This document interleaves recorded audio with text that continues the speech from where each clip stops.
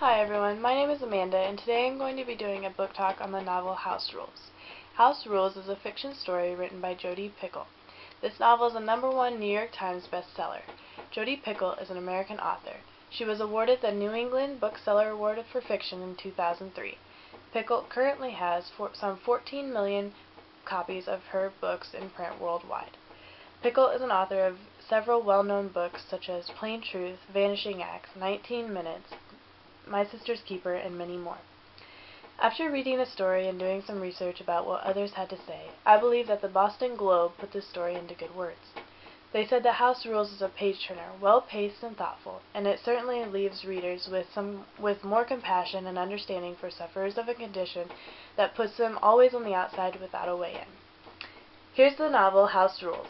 To begin this book talk, I'm going to read a short excerpt, which is actually the first few pages that grabbed my attention, and I think will grab yours. Everywhere I look, there are signs of a struggle. The mail has been scattered all over the kitchen floor. The stools are overturned. The phone has been knocked off its pedestal, its battery pack hanging loose from an umbilicus of wires. There's one single faint footprint at the threshold of the living room, pointing toward the dead body of my son, Jacob. He is sprawled like a starfish in front of the fireplace. Blood covers his temples and his hands. For a moment I can't move, can't breathe. Suddenly he sits up. "Mom," Jacob says, "you're not even trying." This is not real, I remind myself, and I watch him lie back in the exact same position, on his back, his legs twisted to the left. There was a fight, I say? Jacob's mouth barely moves. "And?" "You were hit in the head."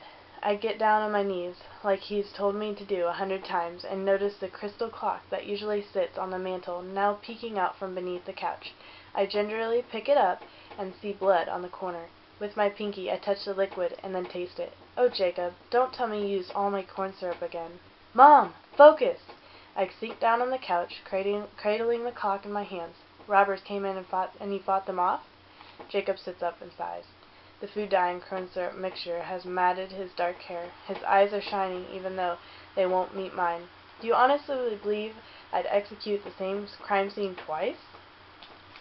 I hope you enjoyed this short excerpt. Now, House Rules is a novel about a teenage boy who suffers from Asperger's syndrome. He is hopeless at reading social cues or expressing himself to others. And like many others with Asperger's syndrome, he has an obsession with a certain subject. And as you can see from the excerpt, you could probably guess that it's with crime scenes or what they call forensic analysis.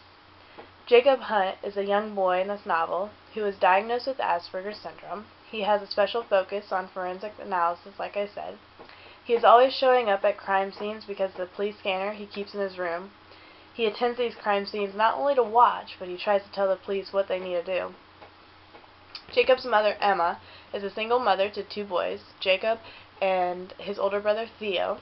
They live in a very structured home because of Jacob's Asperger's syndrome. A lack of structure or unexpected events causes them to feel anxious.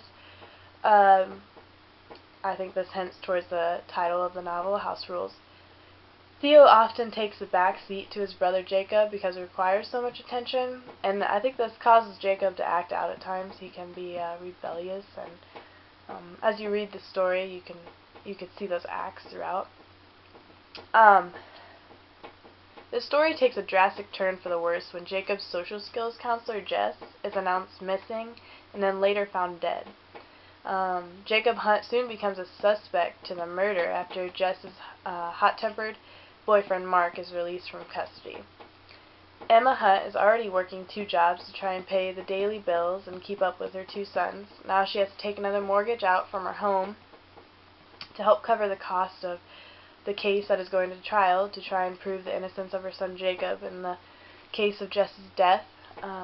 The prosecutors of Jacob's trial brings up the issue that Jacob's symptoms of Asperger's syndrome are identical to the characteristics of those found guilty. It doesn't help the case that Jacob's fingerprints were at the crime scene, an unlabeled crime scene evaluation identical to Jess's found in his notebook, and her backpack was actually found in Jacob's room. So that was kind of the setting, what kind of takes place in the story. To wrap up the book talk without giving away the ending, on page 265 of this novel, it says, by one of the characters, "We've always said that Asperger's isn't a disability, just a different ability." For you listening, what do you already know about autism and Asperger's syndrome? I would recommend this novel to anyone, and after reading the novel, think about, did this novel change or challenge your views on the subject or on the disability in general? And do you think it is an educational book? For me, this book really opened my eyes to what it would be like as a parent of a child with a disability, whereas going to school to be a teacher, I'm always looking from the aspect of, what teachers have to do to help students, not necessarily what parents do to help their children at home. And you could see throughout the story, Emma really tries to provide for her kids as a single mother and with the absence of a father figure. There are critics out there that don't agree with all the descriptions of Picoult's account of living with a teenager with Asperger's, but I think it's important to remember that this is a fiction novel. It's just trying to portray a story to engage readers and in the process educate them a bit about a specific disability such as Asperger's. I think that it would be an excellent novel for anyone to read, especially teachers and parents. One last thought from my perspective of reading through this novel, I was really intrigued by the life of Jacob's brother Theo. Like I said before, he was rebellious, and you could see that he wasn't exactly happy with his home life. As a teacher, I think it's so important to find out about your students' background and what their struggles may be so that you can reach out to them and help them. As a teacher, it is of utmost importance that you keep in mind that you may be the only cheerful words that students hear during the day, and you want to provide them with those words and encouragement. I hope that you enjoyed my book talk and that this encourages you to go read this novel. Again, I would recommend it to anybody. It's a pretty easy read once you get going. I think you're hooked from page 1, at least I was. So, thank you.